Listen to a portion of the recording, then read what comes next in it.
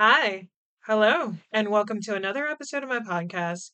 Now, what was I talking about? My name is V Noire, and this week I am talking about the new Guillermo del Toro Frankenstein movie that I think is, by the time of this episode airing, it should have hit Netflix. So this is coming out the Friday that this hits Netflix. I don't know if it'll still be in theaters by then, too, though.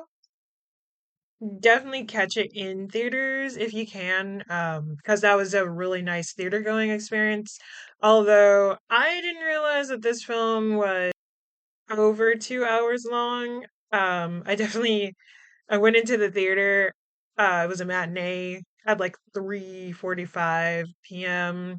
and came out at like 6:15 or something. And after daylight savings, which I hate, um went into the theater.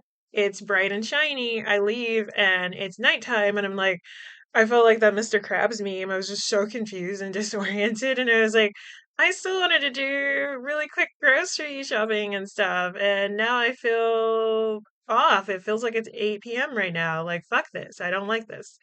Also, another thing with my movie going experience is that because it was matinee and it was also a Monday, um I was sat I sat behind I sat in a good spot, but I was behind like these five or six old people.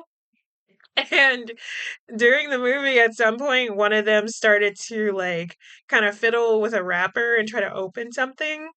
And I couldn't help but think of this Smosh Mouth episode where it was a try not to laugh between Damien, Shane, and Angela.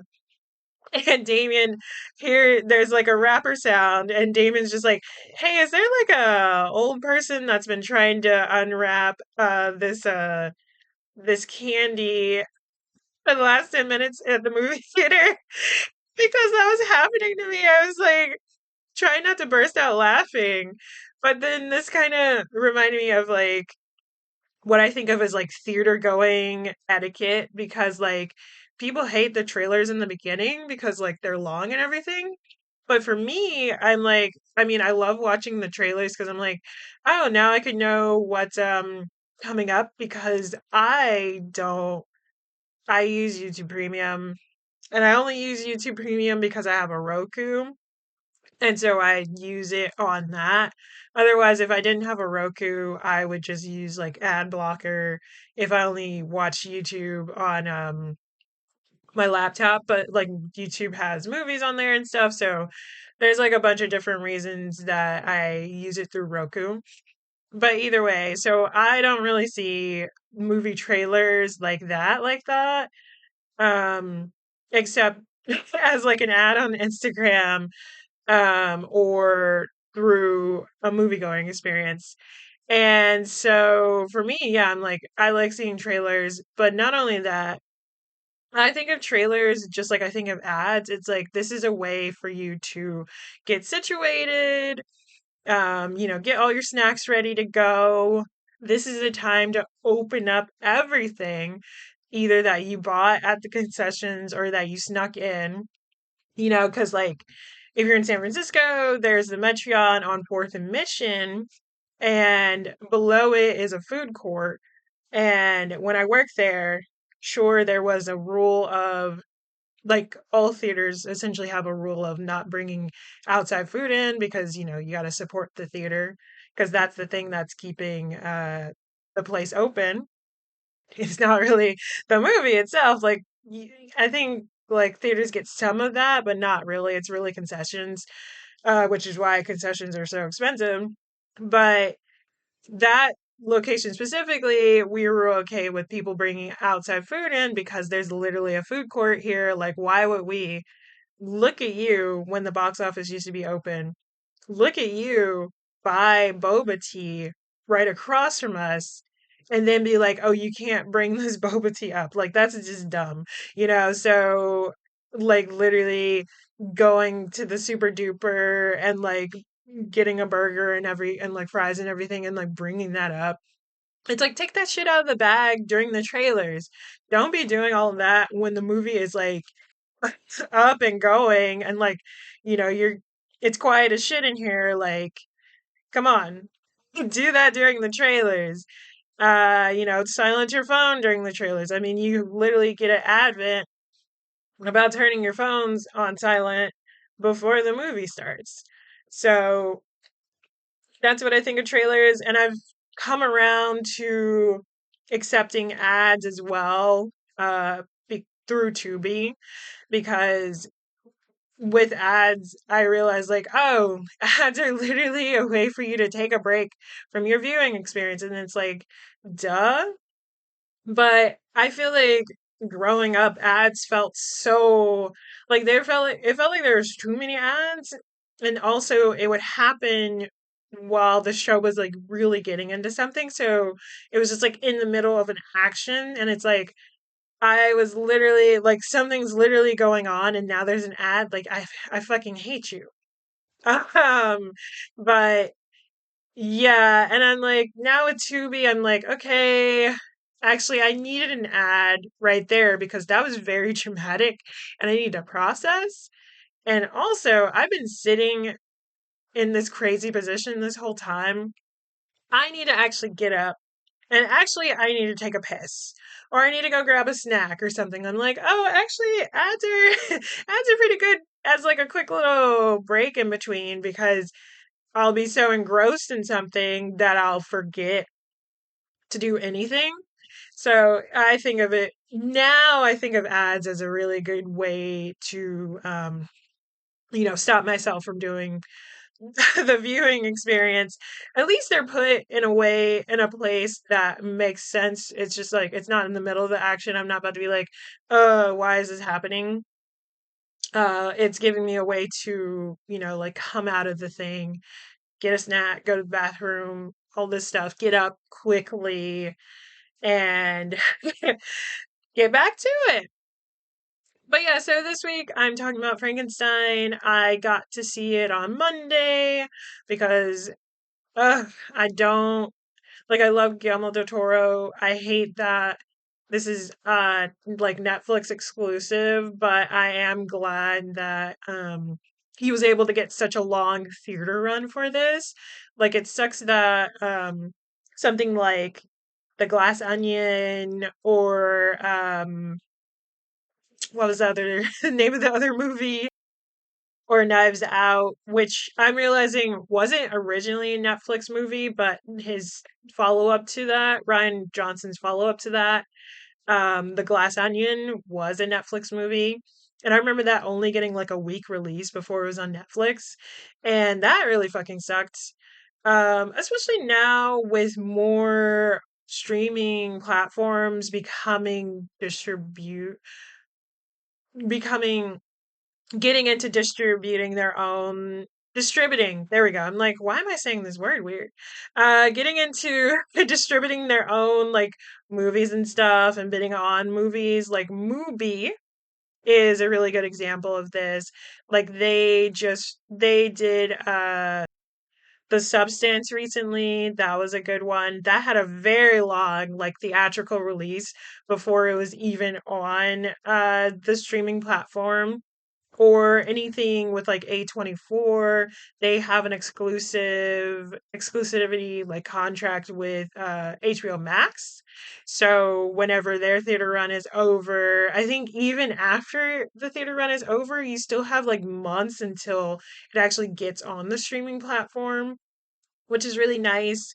And then Shutter is another like one that I know of where like Good Boy was something they were distributing, and I don't think it's on the platform just yet, but something like Clown and the Cornfield was something recently they distributed and only recently just got on their streaming platform, which I realize I should watch that because I want to get into like clown horror movies, I guess.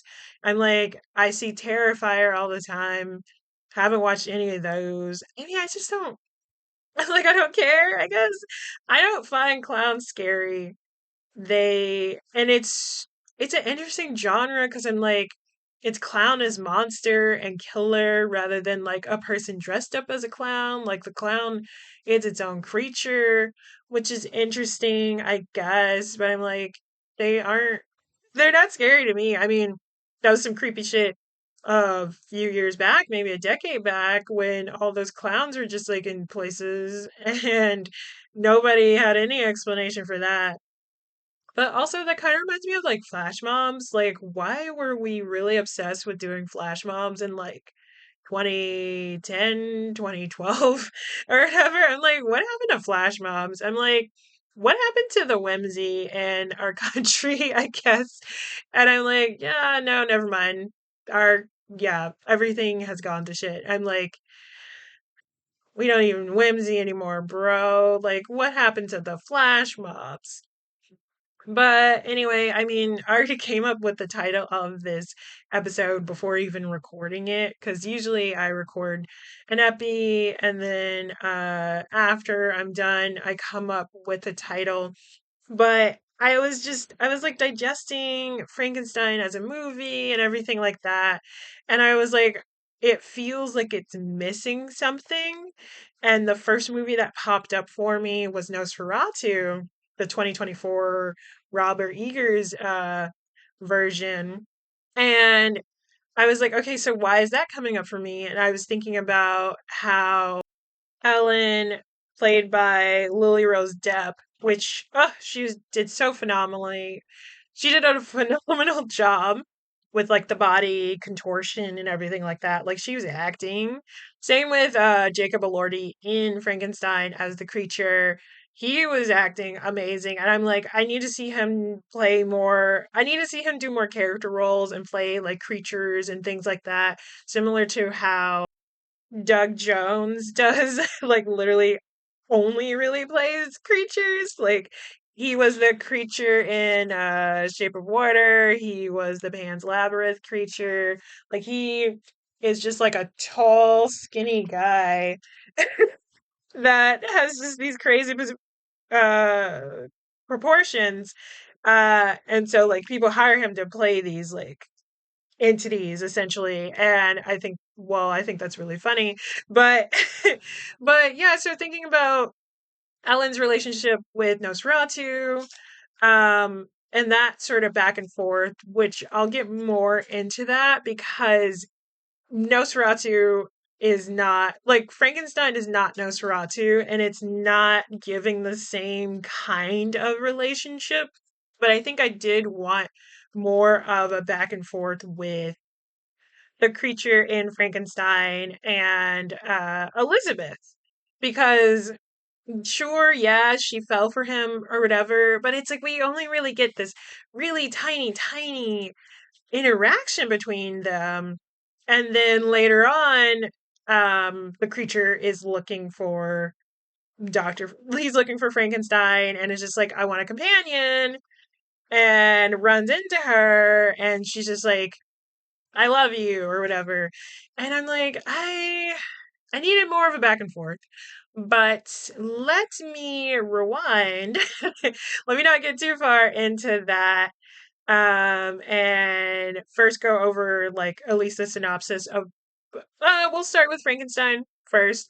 So going off of IMDb, like always, Frankenstein is about a brilliant but egotistical scientist who brings a creature to life in a monstrous experiment that ultimately leads to the undoing of both the creature and his tragic creation. Now, the undoing of the creation, I wouldn't really say is a thing. I mean, we could say that when he becomes more intelligent and realizes the truth behind his existence, that causes somewhat of an undoing of him, but he kind of accepts it after a while and is just like, this is who I am. And I can't really die. But I keep going. I do like to kind of go in order, but essentially this starts off with a prelude, and we see this boat that's stuck in ice, and all these people, they're speaking French and everything like that. I think they were speaking French. Uh, they were speaking a language that was foreign to me. Um, I'm like, I don't want to just assume it was like I remember it being French. But it would just be funny if I was like, they were speaking a foreign language. It was French, and it was actually like Russian or German or something else. And it's like, no, those don't sound the same at all. But anyway, they were speaking a language. Okay, so they were speaking Danish, apparently. I'm like, damn, okay, well, I, I don't know. They were speaking Danish. According to Wikipedia, they were speaking Danish. Either way, they're stuck in this ice. The captain's like, hey, we gotta get out of this ice, man. Uh, and we gotta get this mission done. And all of a sudden, later on in the night, they hear an explosion. Something's gone. Something's happened. The captain goes with a team of people to investigate. They find all of these huskies and a man whose leg looks like kind of fucked up in the ice. And I'm like, was the creature there at that point? I think the creature was there, uh, a little fucked up, but not crazy. And actually, no, he wasn't there just yet. They get the man out of the ice, or like they get him and they take him back to the ship. They're trying to treat him and everything like that. And all of a sudden, the creature does show up and they start shooting at him and he's yelling at them to bring him Frankenstein. So of course we're like, okay, so this is I mean, I knew it was Frankenstein because of the one teeny tiny clip. Because I was like, I saw Guillermo del Toro Frankenstein, and that's all I needed to know. I didn't need to watch a trailer for this. I was just like, I'm gonna go see that. I trust Guillermo del Toro. Like, I don't need any convincing. Like, you put his name on something, I'm probably gonna go watch it.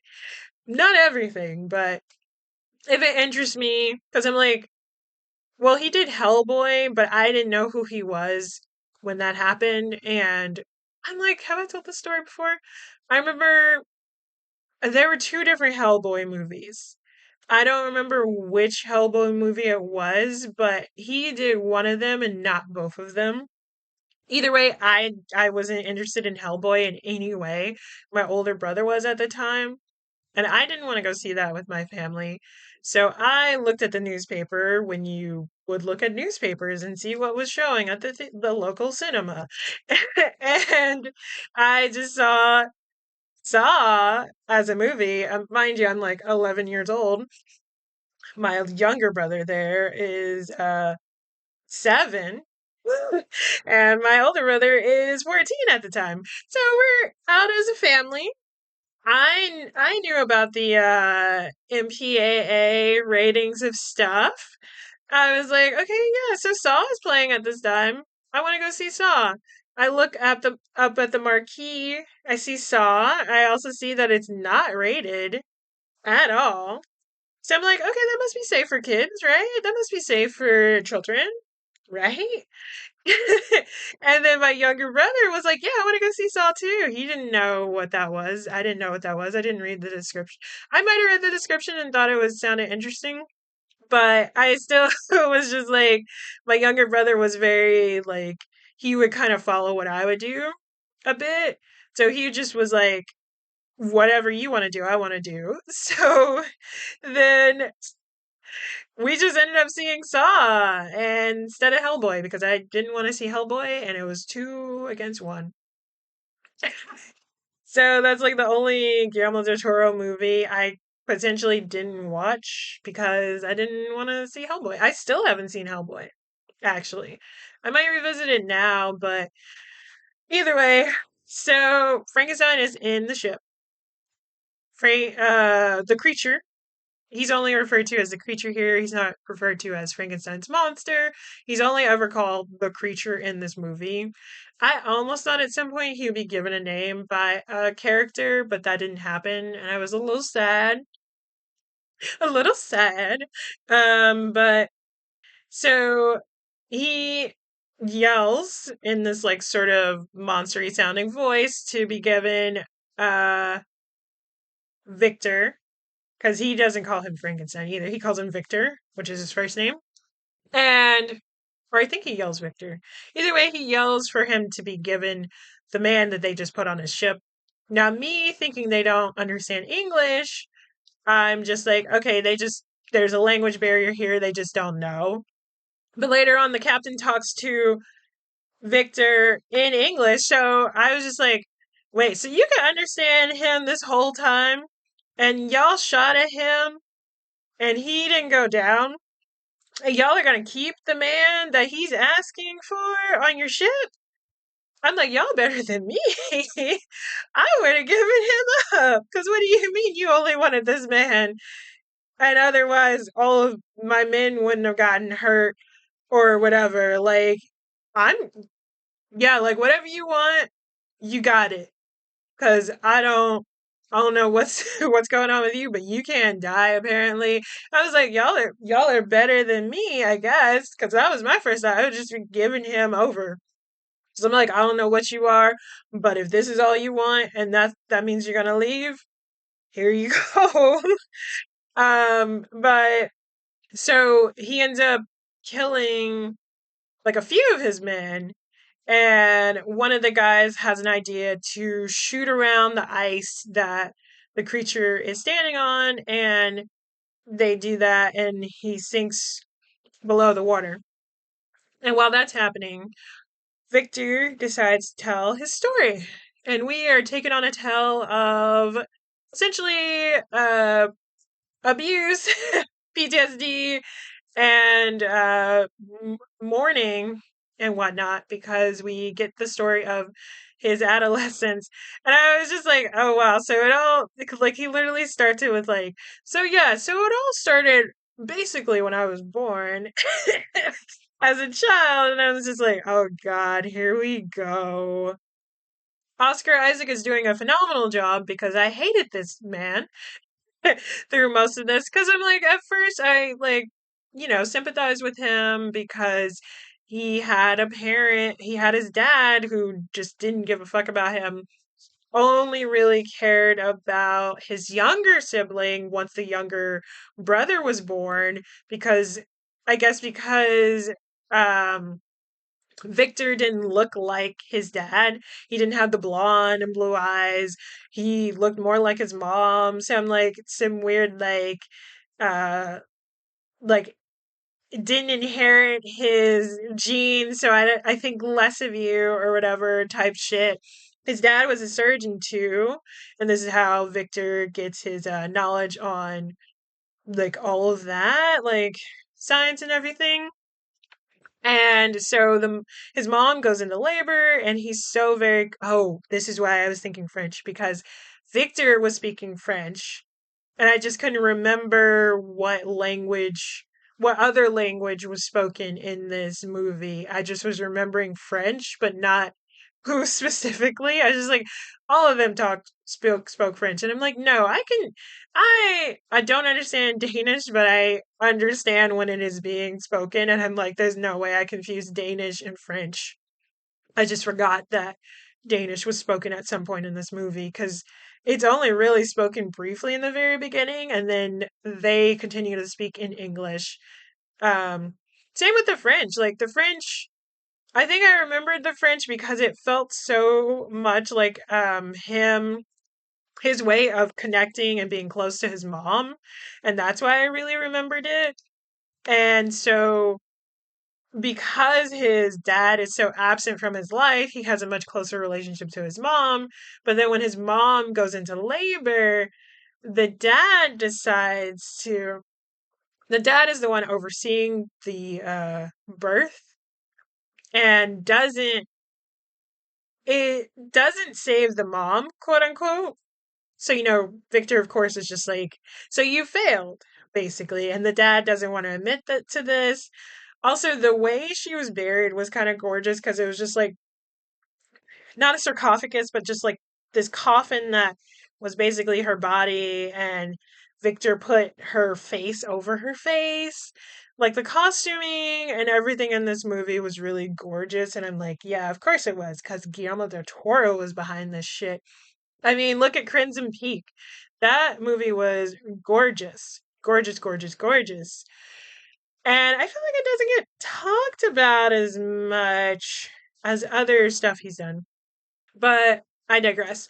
So his brother is born, and the dad, completely different personality with the younger brother. He like buys him stuff all the time. He's like actually smiling and happy. So it's very much just like a he looks like me, so I'm gonna treat him better. And then Victor is kind of treated like an outcast and not given the same things. I think he's still getting like smacked or like beat with like a cane and everything like that when he does something wrong, and the younger brother doesn't get the same treatment at all. And so the dad also dies, so he loses both parents. And he also gets these visions from like the angel of death, and becomes sort of obsessed with death and trying to conquer it, essentially. And when the dad dies, the estate kind of has to get sold, because all of the dad's wealth was actually from the his wife, the mom. Like it was actually her money and everything like that, like her plantations and all this stuff. And yeah, no, he just didn't take care of that shit at all. And like, this all fucking sucks, bro. But so when the dad dies, the two siblings are sent to different family members and more or less aren't in each other's lives. It jumps to sort of 20 years later or so, and Vincent is doing a presentation.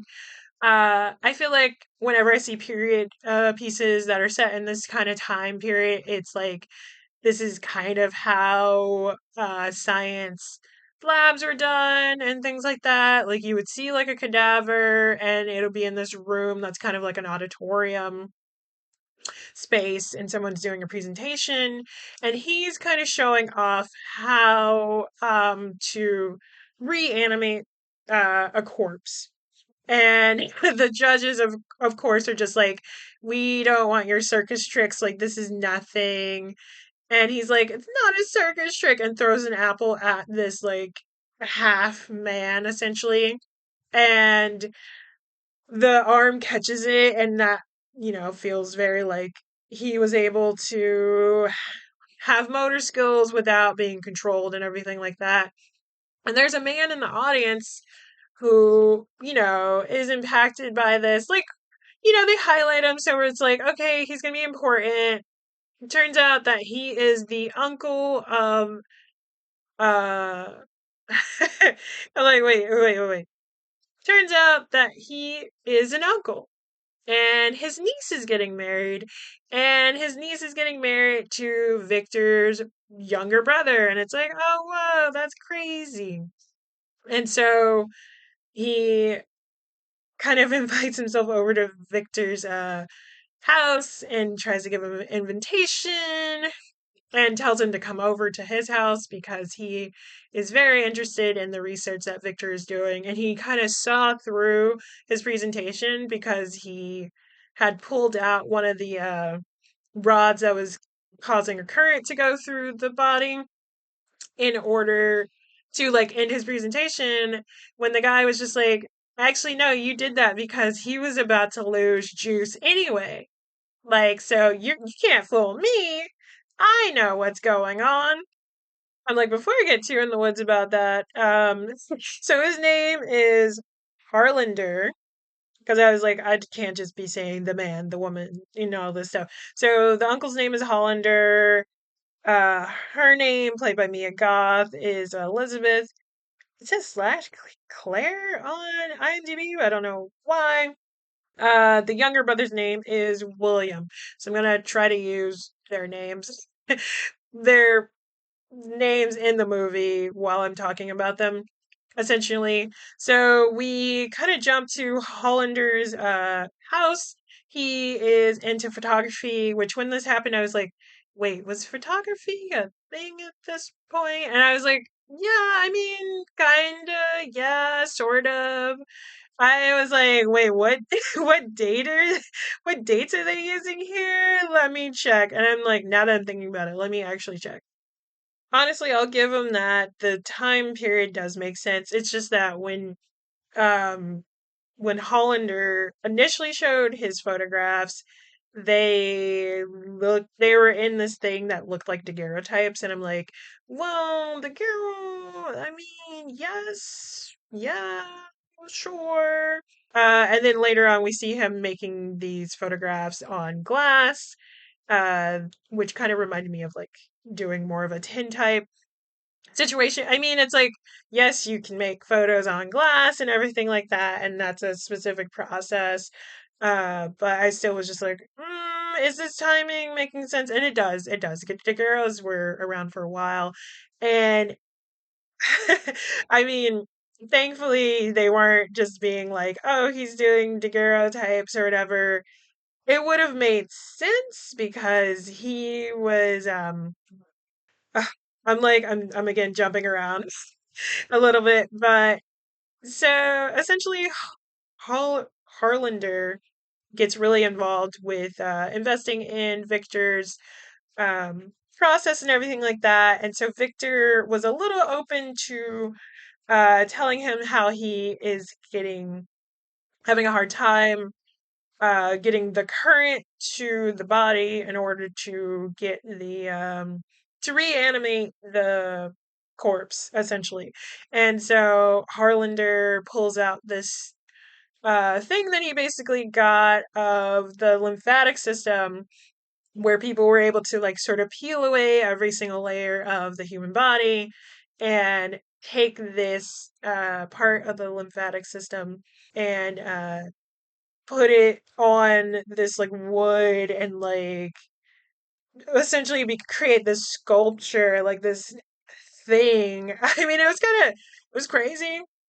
I mean, one, it was crazy to hear him say all that, and then two, it was crazy to see that. But this, he just helped Victor kind of have a breakthrough of like the lymph.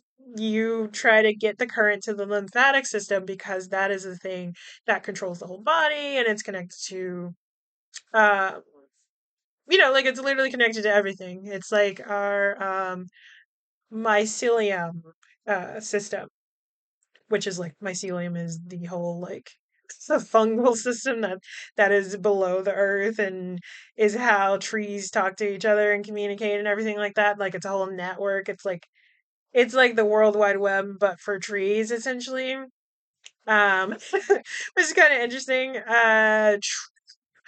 But so basically, Hollander is like, I'll invest in your thing if you let me, be there to document and like see your process and everything and like the progress and everything like that.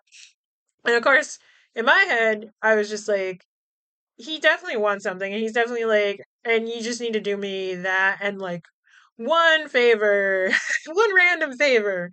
I'll bring it up eventually. And Victor's, of course, like, I work alone. Fuck you. Initially. And then he, actually thinks about it and he's like, okay, no, actually, since you have money, yeah, invest in me. But it's also after he meets his brother's fiance, Elizabeth, and is like taken by her and all this stuff. And it's just like, I don't like this.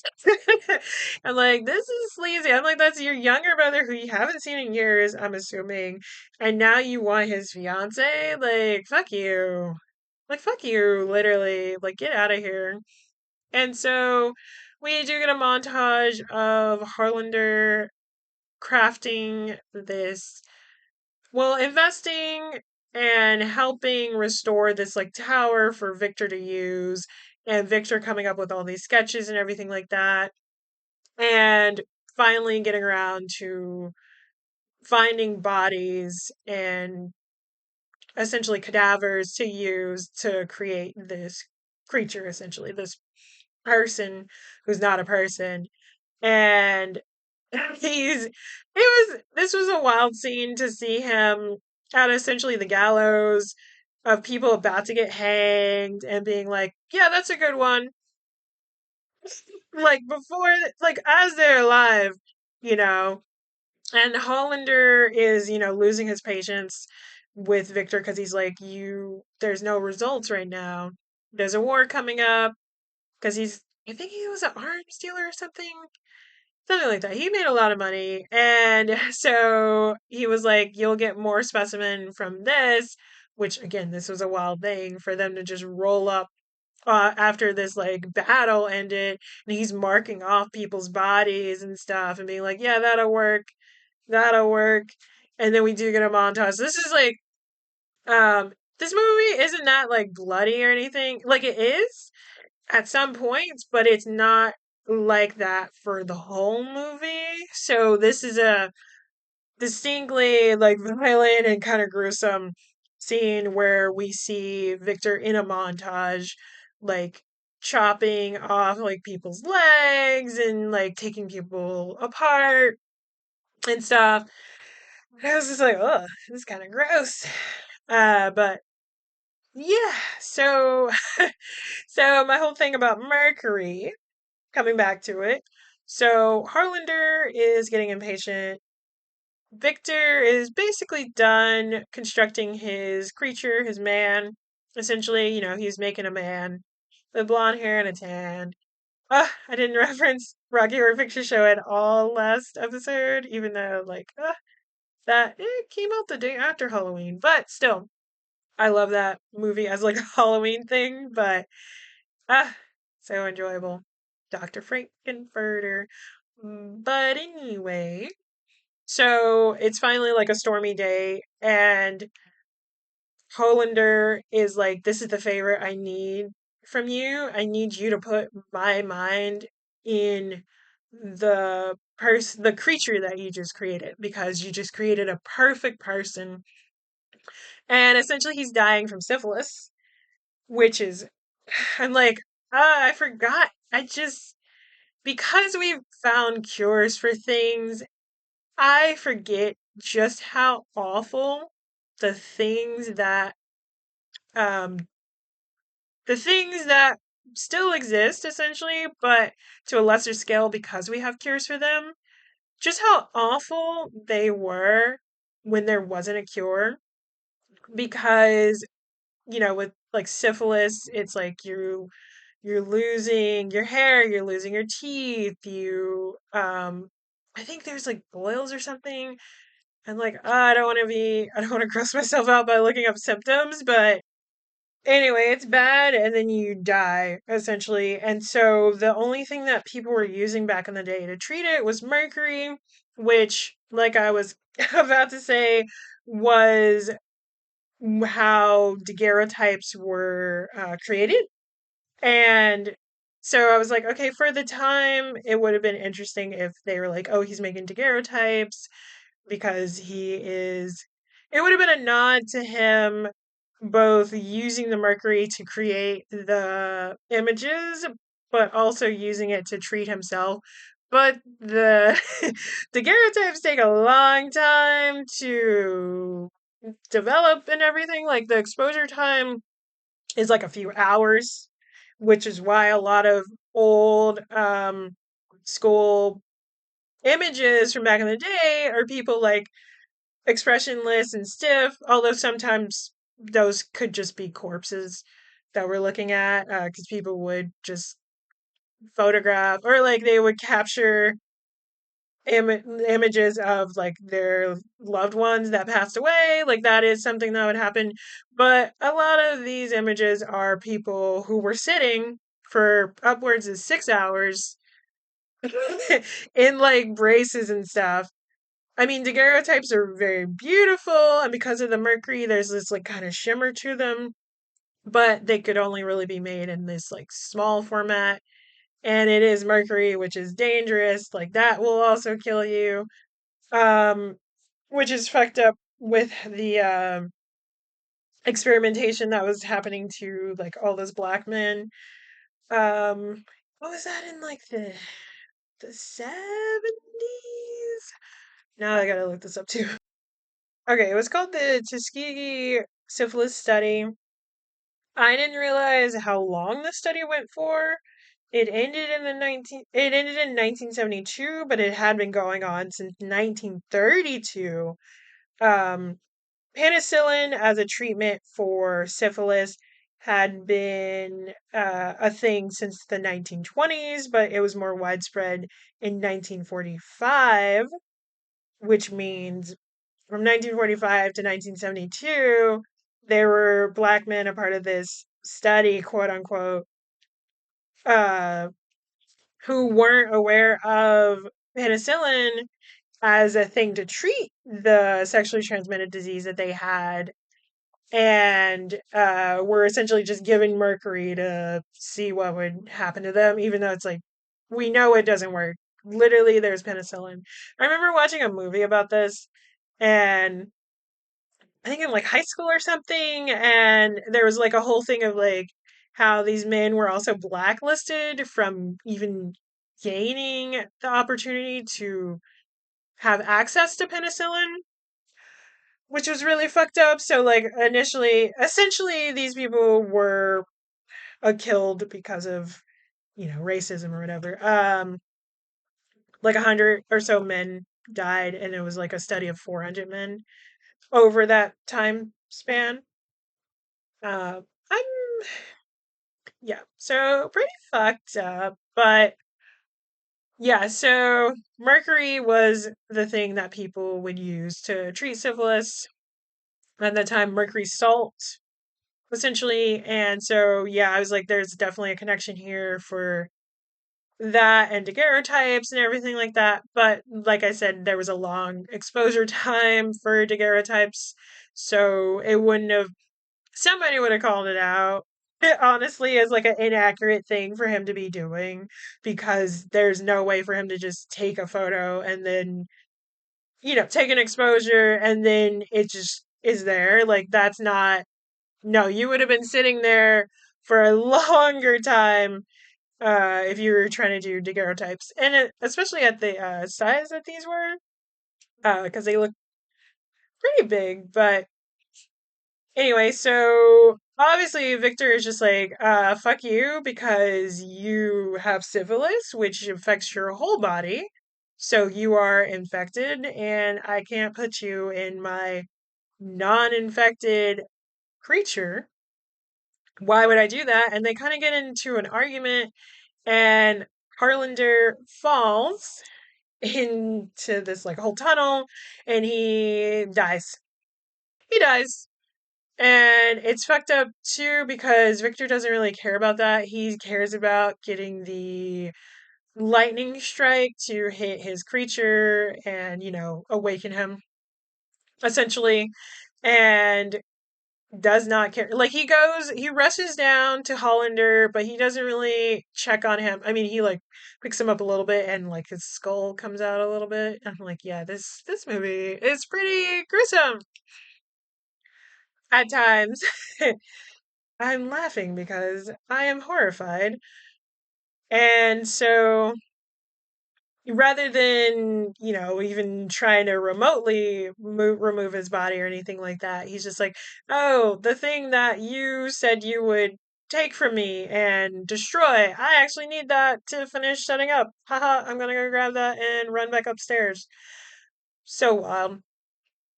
And so he gets all his pieces together. The battery is set up. I was also like, I was getting kind of distracted by the battery situation, because I was like, damn, is that how batteries really used to look? Like, what are batteries? And that's gonna have to be like a whole rabbit hole that I go down later on, because I'm like, yeah, how do they work exactly? Like, that's very interesting to me. No, I will not use ChatGPT, because fuck that. I will literally just be on Wikipedia, because now that's the only thing I can trust. Because you can't Google shit either, because it'll be like, did you want the AI overview? And it's like, no, I didn't. Actually, I never want the AI overview. I would rather go on Reddit and see what some fucking nerd on there has to say about this from like 20 years ago. Or however old Reddit is at this point. Because I'm like, honestly, if you have a question about some old tech or something, literally just search it with Reddit at the end because somebody at some point has asked this and solved that for you. And so we get this moment where it feels like Victor might have failed. Of course, it's like a little fake out. You gotta add some drama. And again, he's still telling this story to like this is all a part of his story to the captain. Nobody else on the ship gets this story, by the way. It's only really the captain and maybe like the doctor that's helping him. Oh, another thing is like his leg is fucked up, but not really. It's because he has a prosthetic leg. Kind of cool prosthetic leg because it's like metal. Like his foot is metal. I don't think the whole thing is metal. I mean, it could be a hollow metal.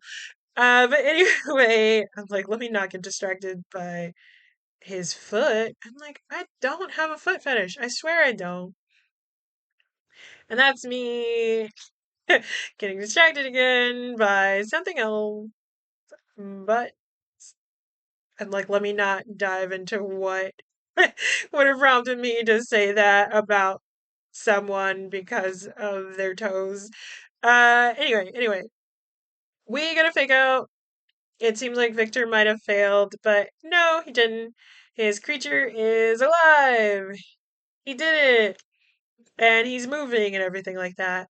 And for me, I was just like, why wouldn't you treat this like kind of a child being born for the, like, and experiencing the world for the first time?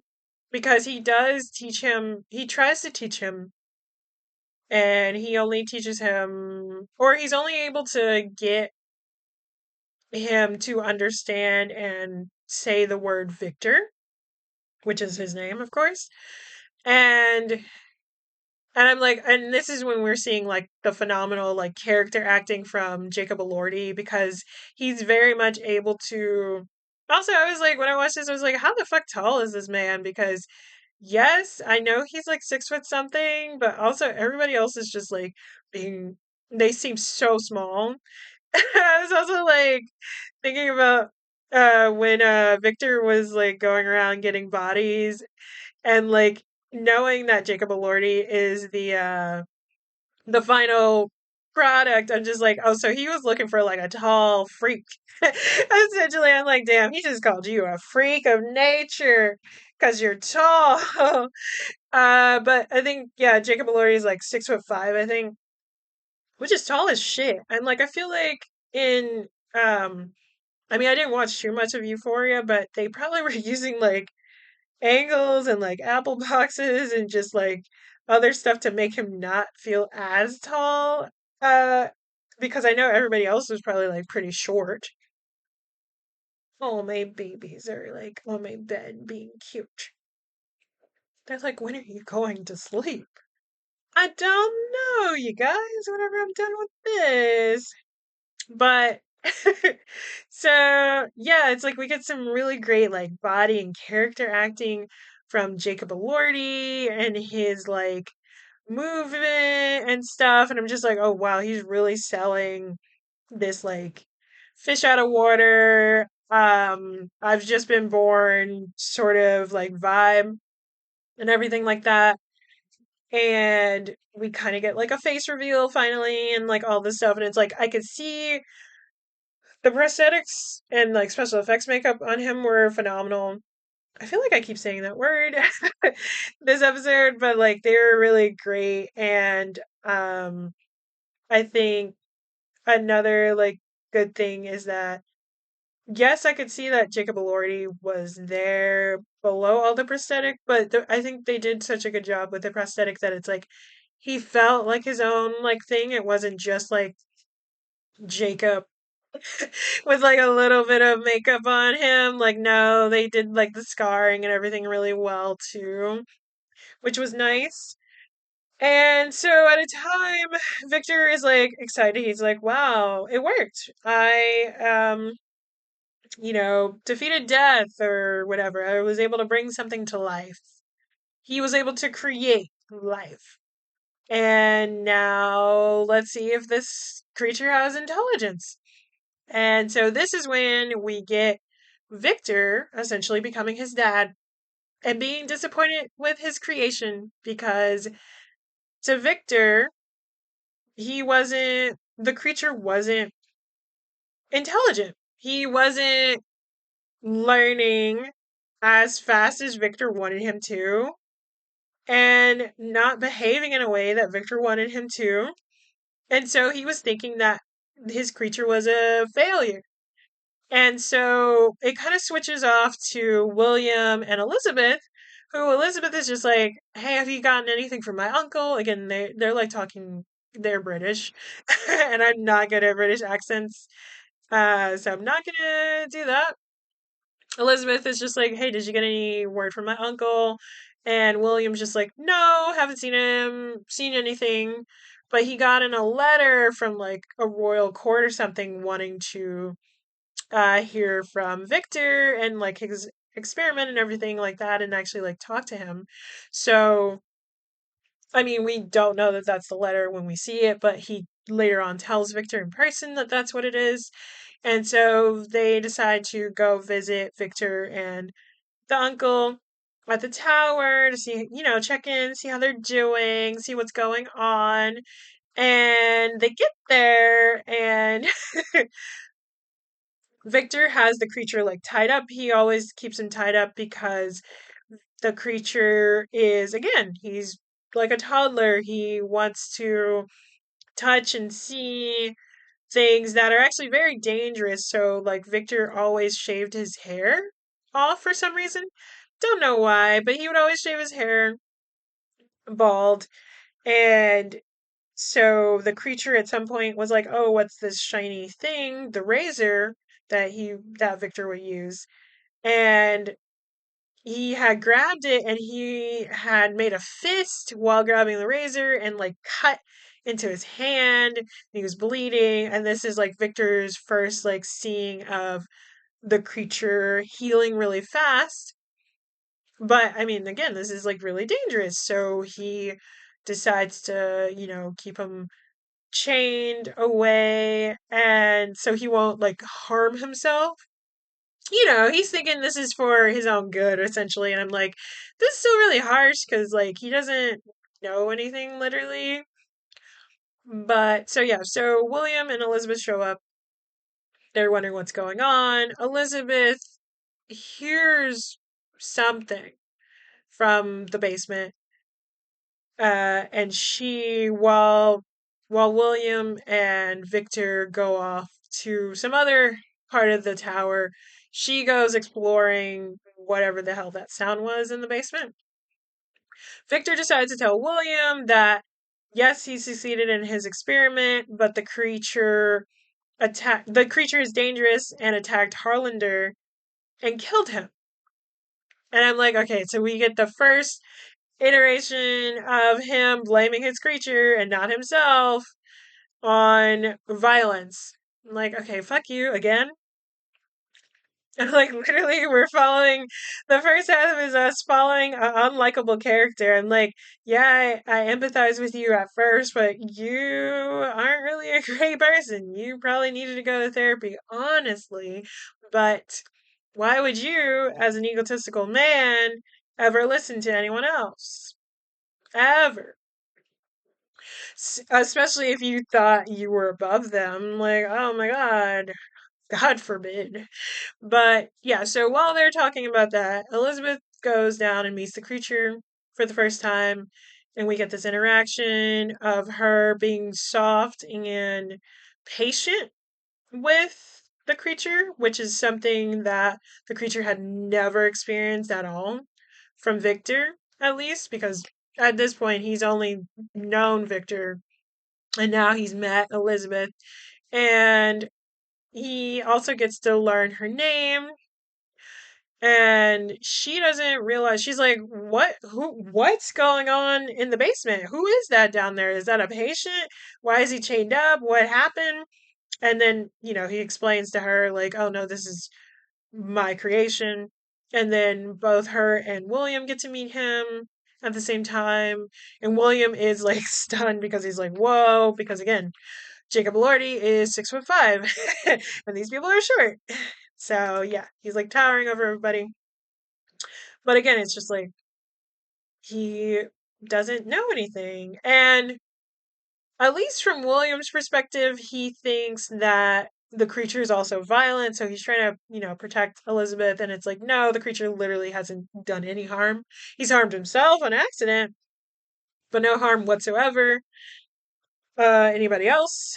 And so Elizabeth spends more time, like, after everybody's asleep with the creature. So I'm like, okay, so technically she does spend like 2 moments with the creature. And again, she's soft and like not soft, but like more tender, and there's a level of compassion with her actions with him, because she's like, why is he being like, why is this happening?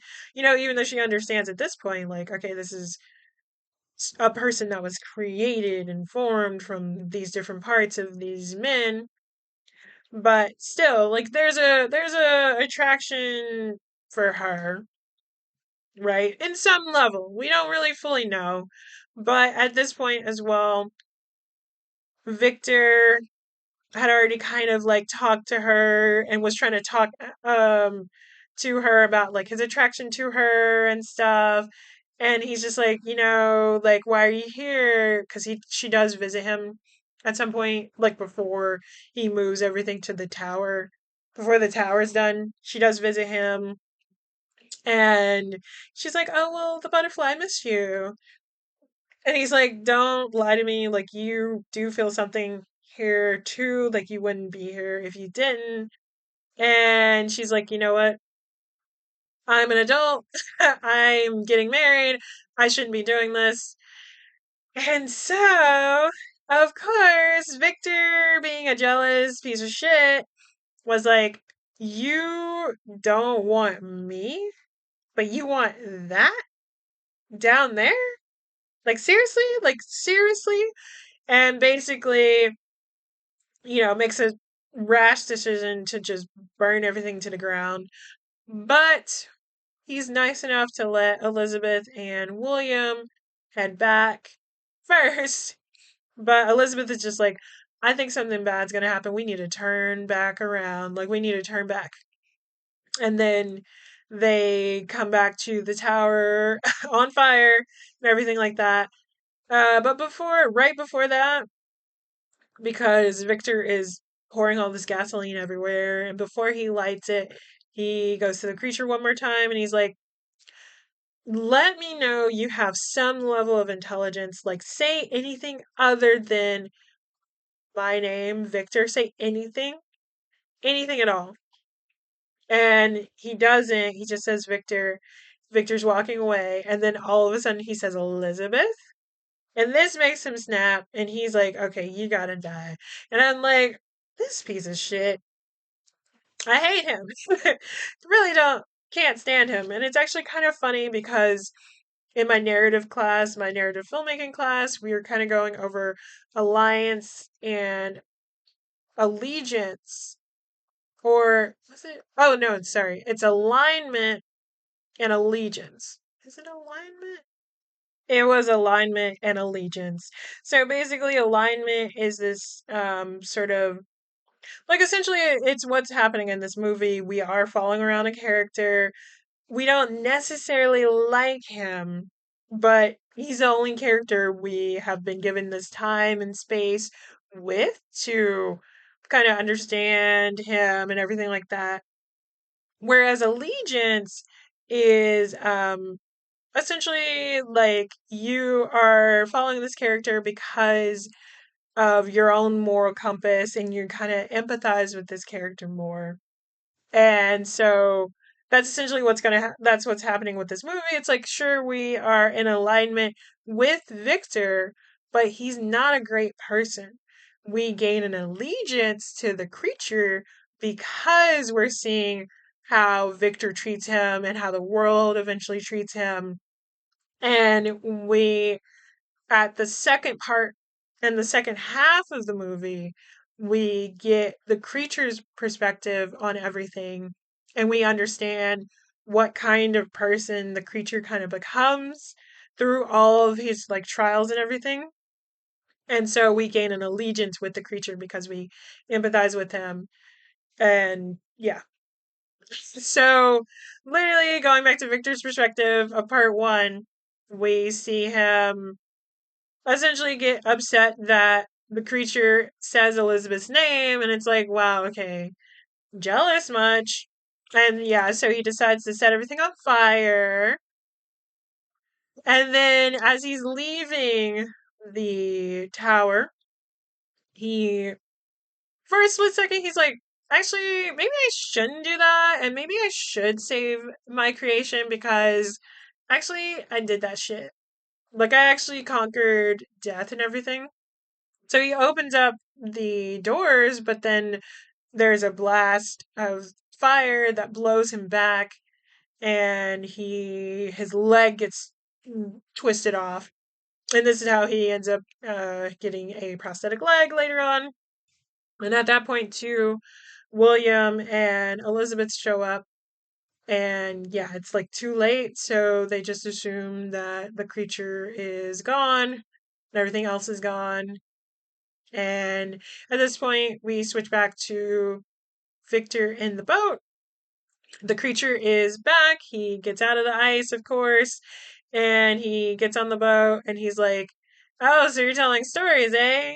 Well, how about me? Let me tell my story, essentially. And then we go into part two. And so the creature washes up on like this, not a beach, but land away from the tower, and he's kind of ventures off into the forest. And there's a level of whimsy here. Like he's just like, wow, like there's creatures and stuff, and it's feeling very like he's a Disney princess essentially, because all the animals, like I think to all the animals, he doesn't smell like a person, so they are more wanting to uh, like interact with him and get close to him and all this stuff. So there's like a really wholesome scene where he is there's a deer eating berries, and then he decides to eat some of the berries, and then he goes to feed the deer the berries, and then it gets fucked up when the deer gets shot in the head in front of him. And I was like, oh wow, that was fucked up. Okay, well, thank you. And so yeah, so then the hunters, we turn to the hunters, and the hunters are like, what the fuck is that? And they start shooting him because they're like, I don't, that, he did, I mean, I guess he's a man.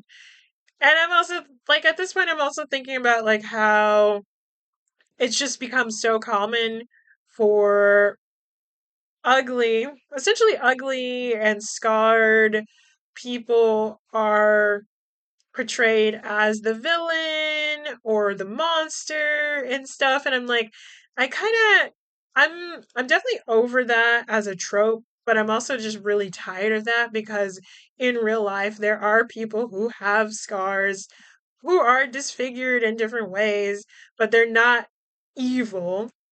And I hate that that is kind of like we're kind of sold this propaganda against people that aren't conventionally attractive. Like that's the reality of doing stuff like this over years, you know? It's like, why are we using someone?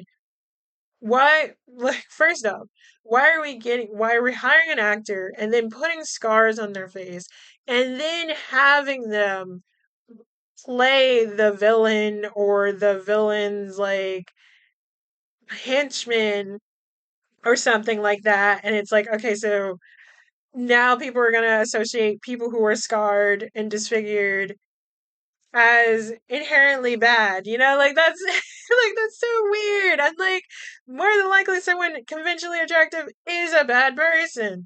Like because they think they can get away with doing fucked up shit because they are conventionally attractive. Like that is what happens. So the to me when he was getting shot at or anything bad that happens towards him, I'm just thinking about like how that could be the reality of someone because they look different from a conventionally attractive person. So they're just like, so people around them are just like, ah, you're hideous. And now I have to beat you up. You know, it's like, what the fuck? What did I do to you? I didn't do anything. This is fucked up. So they run off because they're like, fuck, I don't know what that is, but it's not dying. But then he follows them. Actually, no, he doesn't. He is able to get away and he finds a building and he hides in the building. It kind of looks like what would be like a mill of some kind or something. And he's able to just stay there. There's all these really cute mice that show up and are all over him and things like that. And then all of a sudden, in the building right next to it, the hunters show up and they're like, hey, yeah, there was like this weird entity that we tried to shoot at and it didn't die. Don't know what was up with that, but hey, Grandpa, how are you doing?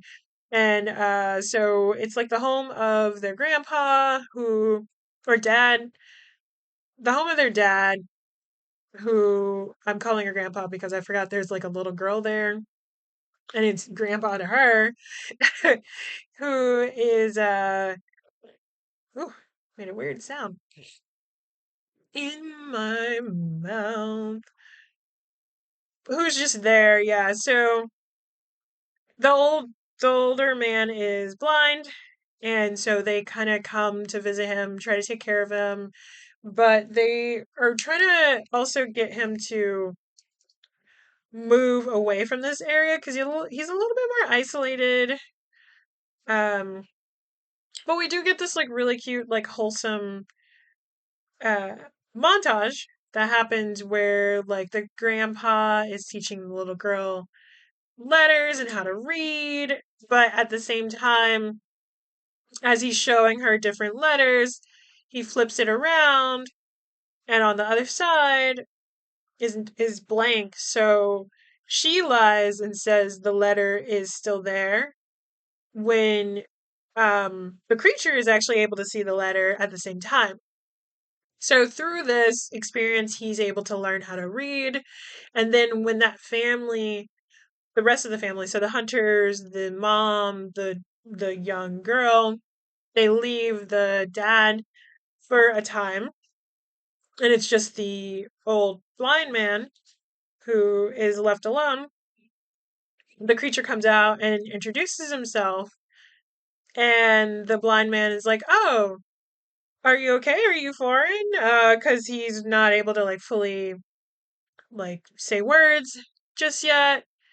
And he's also like, "Oh, are you the like creature of the forest or whatever?" Because at this point too, he was helping out this family and doing different things, and the family would leave him stuff. But they're thinking it's just like a creature of the forest or like some entity or deity or something that's just helping them that lives in the forest, and it's like no, it's just this guy that's in your in your shed. And that kind of made me think like, wait, was a lot of this stuff just like some guy that was living in your walls back in the day and you just weren't aware, and that's why you would leave out milk and the milk was gone the next day, and it's like no, it's just because some fucking guy came by and drank all that or something.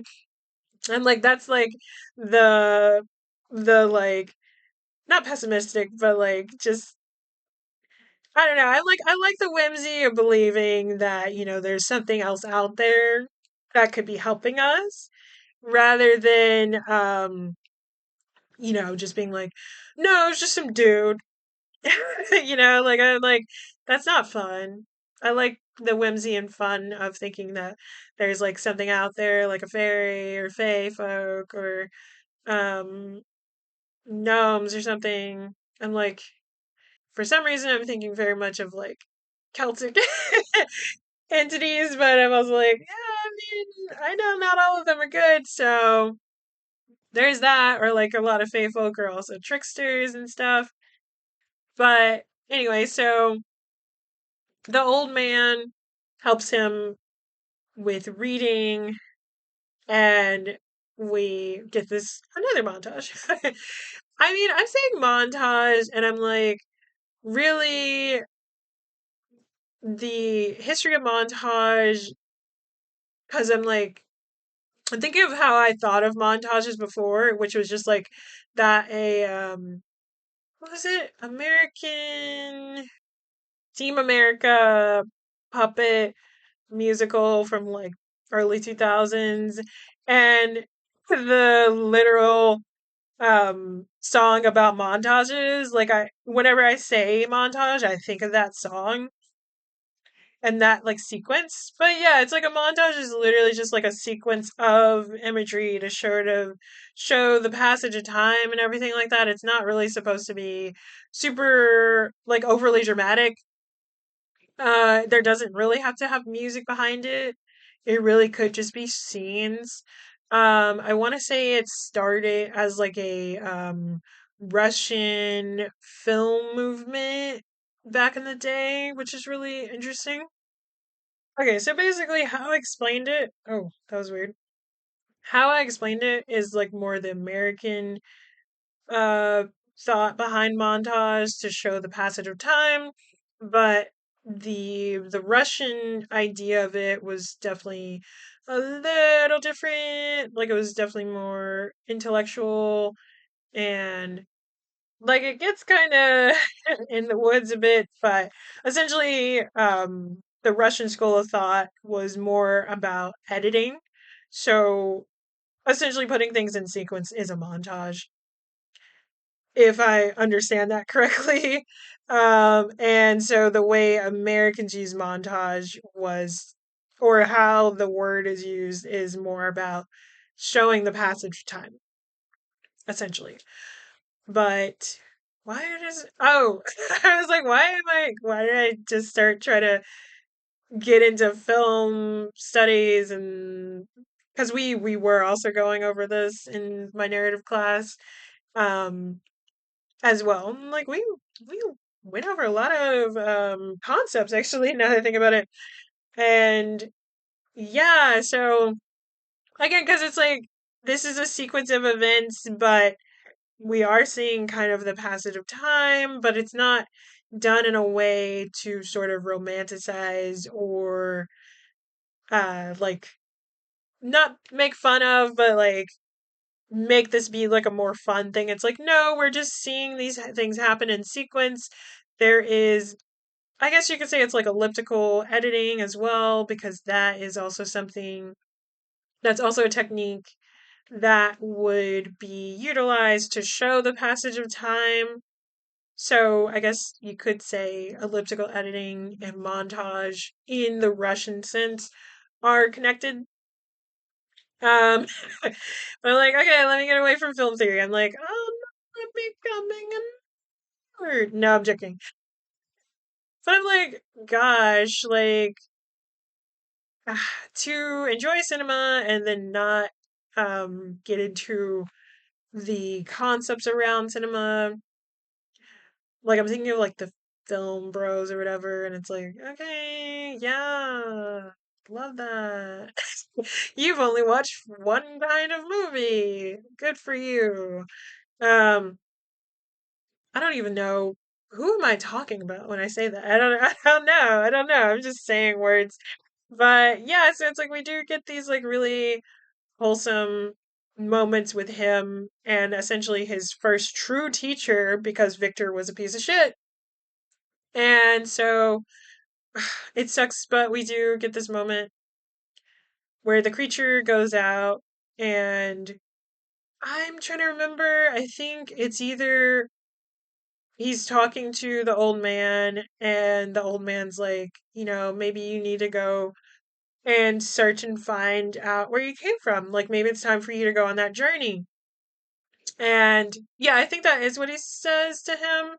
And the creature does go out, but then he kind of changes his mind and comes back. But when he comes back, all these wolves had like attacked and everything. And we had seen a scene previously where these wolves were crazy. I'm like, I know wolves be attacking like livestock and stuff, but like I never seen a wolf the way these wolves were behaving. I was like, okay, thankfully these are CGI wolves, but like the way these wolves were behaving, I'm like, that's not in the norm for them to just attack kind of aimlessly. I'm like, I don't think they even really were hungry. They don't usually attack people either. So when the creature comes back and he sees that the old man has been attacked by a wolf and everything, he gets upset, of course, rightfully so, and starts, attacking these wolves and kills a few of them. And I'm like, that was a brutal scene as well. But then at this moment, the two hunters come back and they think that the creature is the thing that attacked their dad. And so they shoot at the creature and the creature goes down and the creature, as he's telling his side of the story, is just like, and I awoke, not sure how much time had passed, and then I set off to um, find Victor. Or like he went back to, where he came from. And then this is when he discovers, like, oh shit, I was an experiment. Oh, another thing he mentions is like when he tries to remember, or like when he dreams, he's seeing like different points of view and different memories. They're all like jumbled together. He doesn't understand what any of that means. And he's telling this to the old man. And so he makes it to the tower, everything's like destroyed for the most part, but he's able to find Victor's notes and everything. He's able to find the photos that Harlander took of him as he was being formed. And then this is when he's like, oh, so I was just like created, like I was just put together. That's fucked up, and so he just had to like come to terms with that shit. And so then he found the letter that William had came to give to Victor about the society or whatever wanting to hear from him. And this is how he finds an address. And then this is when we see the stories sort of merge and the creature shows up and it's William and Elizabeth about to get married. Finally, Elizabeth does not look happy at all. And Victor shows up and is just like, I know it's bad luck to see the bride before the wedding. And she's just like, that's for the groom. Like, she's over his shit. But also, it's like, apparently she, you know, felt something towards the creature. And and he, killed the creature, which is so fucked. And so he the creature makes it into there. But right before that, we get like a small moment of Elizabeth looking at a book, and there's a leaf in it, and it's the leaf that the creature gave her when she had initially interacted with him. And so the creature and Victor have sort of a standoff, and Victor's upset, of course, and it's just like, so you've gained some form of intelligence to find me. What do you want? And all this stuff. And I'm like, why are you being so fucking? I hate you. Like, you're awful. Like, Oscar Isaac is doing a phenomenal. Like, he's doing great. Because I hate this. I hate this man. Um, it'd be so funny if Oscar Isaac is not the name of the actor. I've been saying the wrong person's name this whole time. But yeah, either way, basically, the creature shows up and it's just like, I literally can't die. And, like, I felt so many emotions towards finding out what I am and who you are and, um, my existence and everything like that. But, like, I forgive you or whatever, but I need you to do what you did to make me again. Like, I need a companion. And of course, Victor gets all uppity and shit and is just like, why would I do that? Like, I'm not doing this again and all this stuff. And I'm trying to remember. I think Elizabeth shows up because she kind of hears the creature and is just like, oh my god, the creature, you're alive. Oh my god, like I felt something towards you and all this stuff. And William shows up too, and I'm trying to think. Oh, no, no, no, no. No, no, no, no. So the creature is like essentially holding Elizabeth, like not in an embrace or anything like that. It's more like a his hands are around her like waist, I guess. Like nothing too crazy, like a little intimate but not crazy.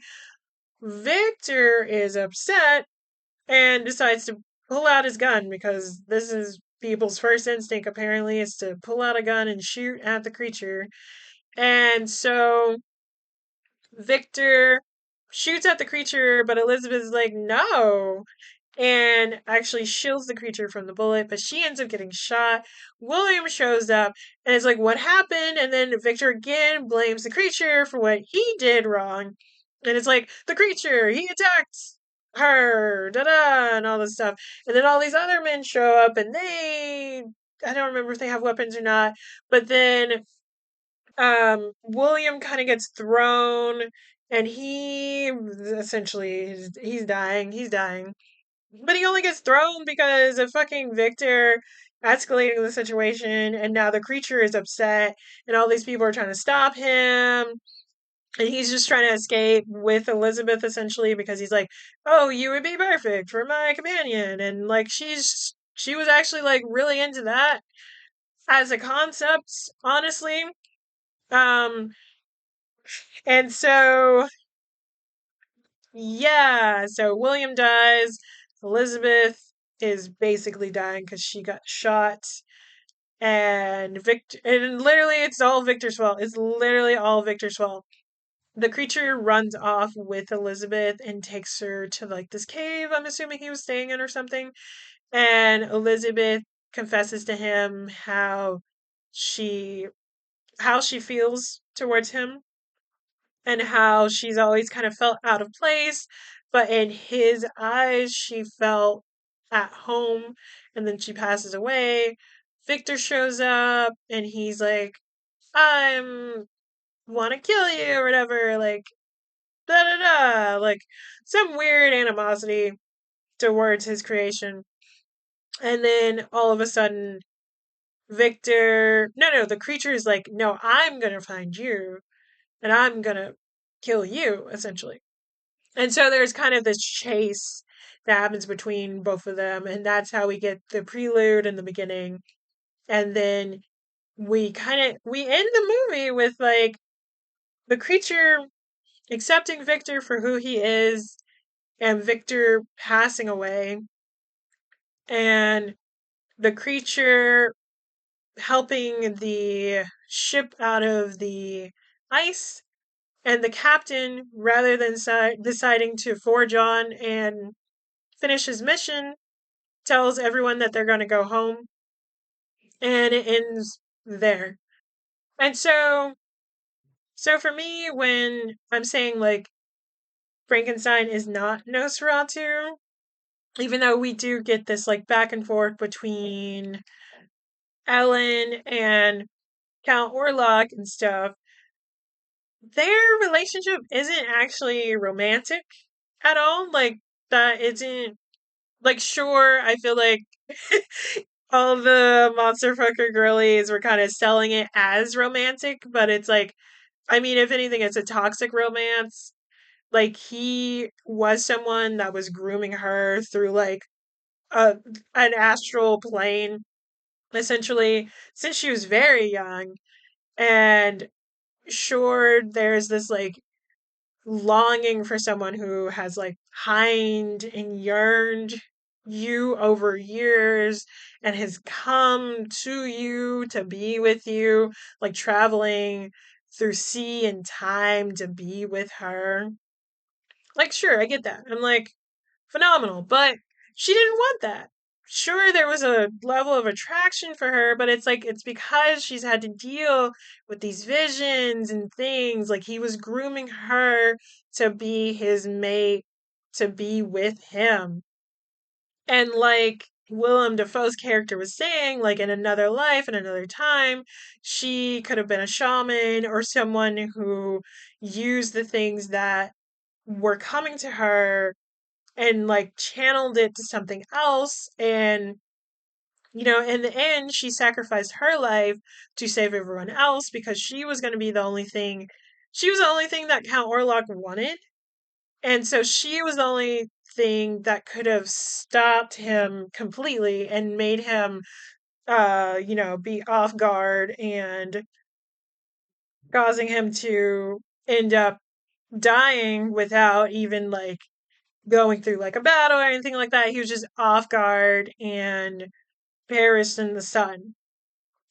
So it's like that movie could have been spun in a romantic way, but it's like no, she was trying to live a normal life. She just got married, like she had a husband and he was isolating her and manipulating the people around her, even manipulated her husband to go visit him and trapped her husband in his castle so she could be alone, like, and he was killing all the people around her, um, and all this stuff. So, like, very much toxic, very much not romantic at all. But again, it's like, like it could have been sold. I feel like people were kind of selling it as a romance, and it's like, no, it's definitely not. It's very much the story of someone who is getting abused and groomed, and kind of like I would say it's a story of survival, but she does die in the end because of this. But she more so becomes a martyr and saves so many lives because of what she decides to do in the end. And Count Orlok dies because of her. And it's like because Count Orlok, because Nosferatu, because those are things based on Dracula, and that's Dracula as monster, as creature, not vampire in like the sexy romantic way. It's like we have to remember like this isn't he is a monster. He is evil.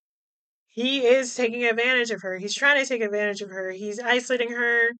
He's doing all these awful things. And I'm like, oh my god, I've been talking too long and I really need some water. But I think I'm about to end it anyway. But yeah, he's doing all these things and it's like I think because we get so many interactions between them, at least in like this sort of spiritual realm and everything like that, that we're mixing it up, We're not like you could easily just like because she seemed like she was into it, we're thinking, oh, this is fine. This is a normal relationship. And it's like, no, she's being groomed. She is vulnerable and thinks she wants this, but really she doesn't. She ultimately doesn't. I mean, if she wanted that, she wouldn't have gotten married and everything like that. She wouldn't have tried to live a normal life, Like there's things like that.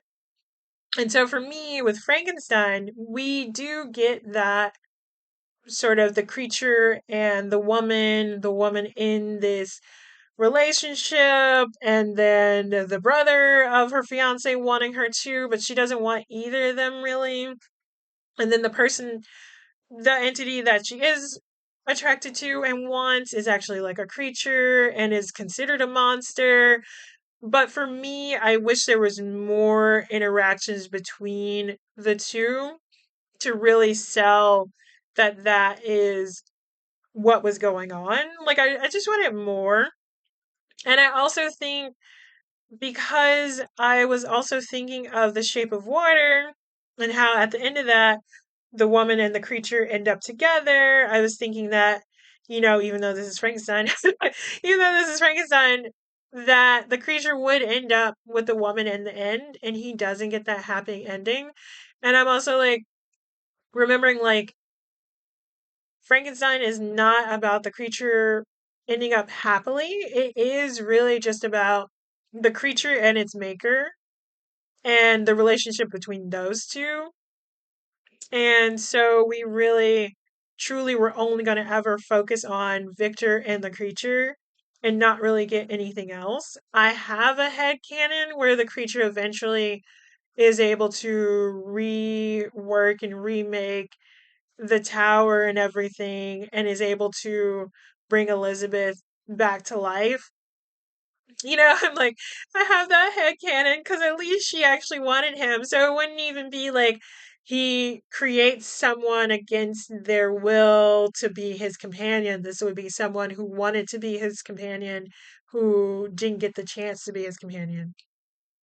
So I'm like, oh, that's my head canon. I just want the creature to be happy. I just want the creature to like live and everything.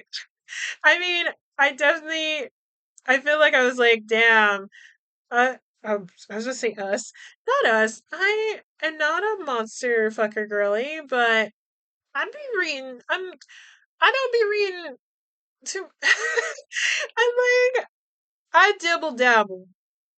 I dibble dabble. I haven't gone like on the deep end with like the monster fucking stuff, but I'm just like just a little werewolf thing or whatever about the like nodding or whatever.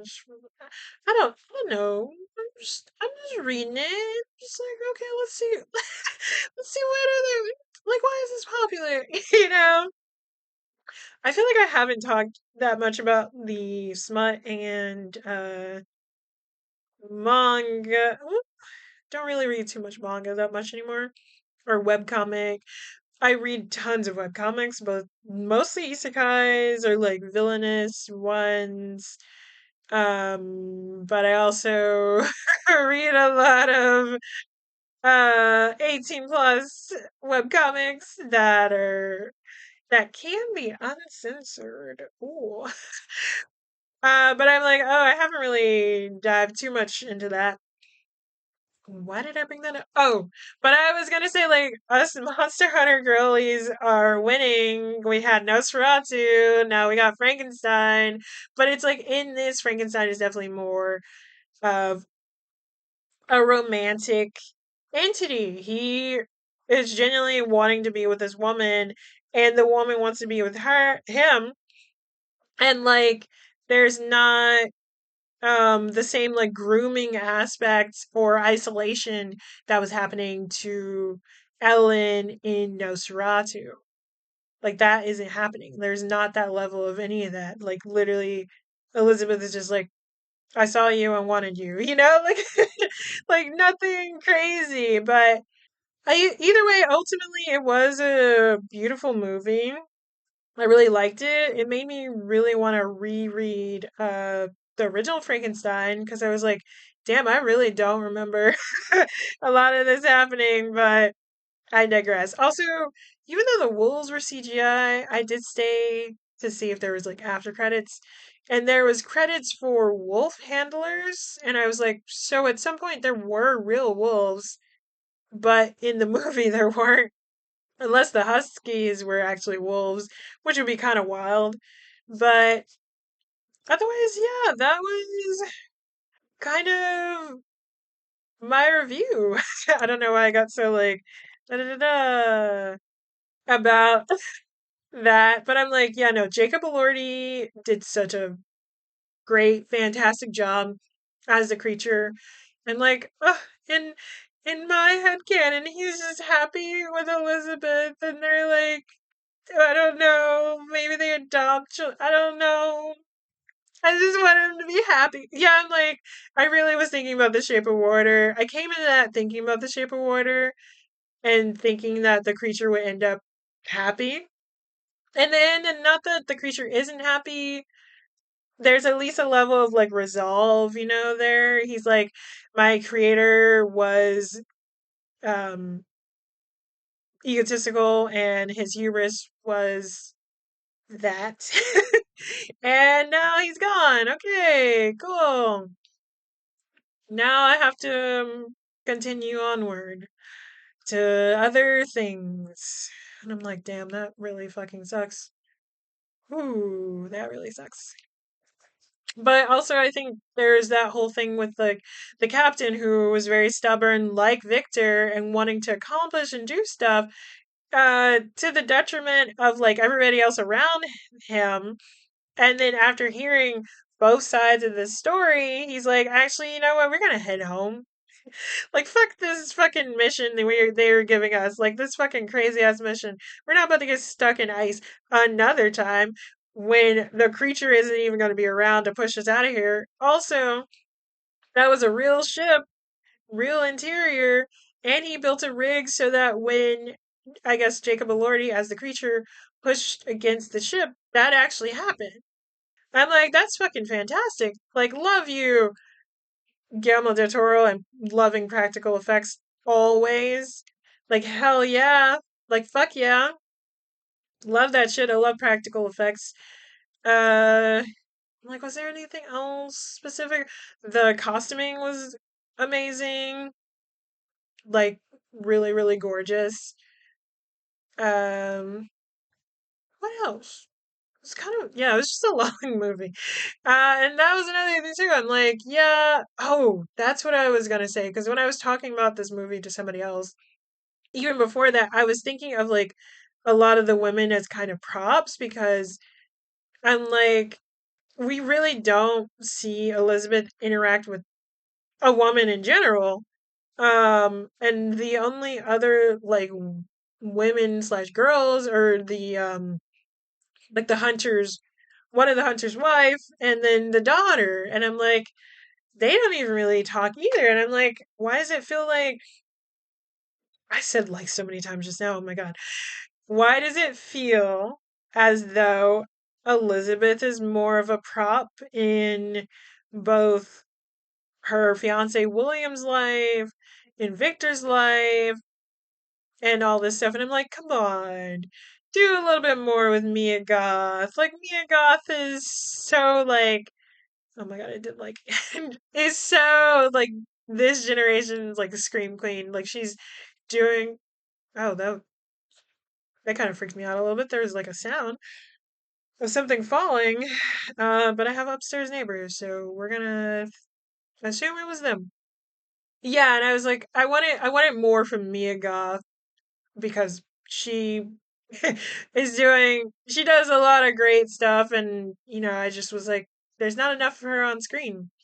This feels like she wasn't fully utilized here. And like I was saying, I wanted more of her interacting with the creature, even if it was just like something longer than like a few minutes. Like, please? Even like a quick insert of her like looking at the leaf prior to the wedding. But again, the focus, it's like that's not even a critique. That's just something I wish was in the movie and what was kind of uh, upsetting me. But in the end, this movie wasn't about Mia Goth's Elizabeth character. It was about Victor and the creature and not really anything else. And everyone else is essentially was a prop to tell this story, to tell Victor's story. That's why we don't see that much of Elizabeth because he doesn't think that much of her besides like his attraction to her, right? So like if I think of it that way, I'm thinking about it now and it's like of course we don't see that much of Elizabeth because to Victor when he's telling his side of the story, she is nothing but an object that he wants to possess, right? And I'm like, and then when we do get the creature side, even in like the stuff that's happening between the creature and Elizabeth in Victor's telling, it's like, well, of course, the creature, like the moments between the creature and Elizabeth are actually true moments where she's like actually humanized and he's also humanized. So that's what makes those moments stand alone and like be more impactful. I just wish there was more of it. But yeah, I didn't think I had it in me to yap this much about Frankenstein, but I guess I did. I do have a Substack. Follow me on Substack, vnoir.substack.com. Follow me on Instagram, v_noir underscore. I have a TikTok that I don't really post to, v_noir. And go to my podcast archive at www.nwwitapod.com and support me on Patreon because I want to do a film club and like do screenings of kind of obscure movies or just like fun different things. It would be a monthly screening. And that would just be patreon.com/v noirs film club. Noir is spelled with a E. And yeah, I'll see y'all, or y'all will hear me next week. Bye.